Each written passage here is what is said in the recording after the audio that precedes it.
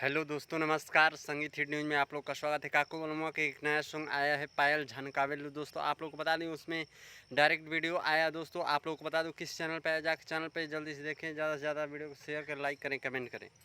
उस चैनल का नाम है दोस्तों, आप लोग को बढ़ाएंगे, वीडियो पर लास्ट तक बन रहे। दोस्तों मैं अपने संगीत हिट न्यूज़ पर इसी तरह का न्यूज़ हर एक स्टारों के बारे में देता रहूँगा। उभरते हुए कलाकार काको बलमुआ का सॉन्ग जानते ही हैं, आ चुका है और उनका सॉन्ग का नाम है पायल झनकावेलू। और दोस्तों वो फास्ट हिट म्यूजिक पे आया है, जाकर जल्दी सुने, वीडियो को लाइक करें, चैनल को सब्सक्राइब करें और घंटी बजा दें। और दोस्तों हमेशा इस तरह का वीडियो हमारे चैनल पे मिलता रहेगा, संगीत हिट न्यूज़ पे, न्यूज़ संबंधित। दोस्तों आप लोग बता दूँ कि इस वीडियो को ज़्यादा से ज़्यादा शेयर कीजिए, जितने भी काको बलमुआ के फैंस नए नए हैं।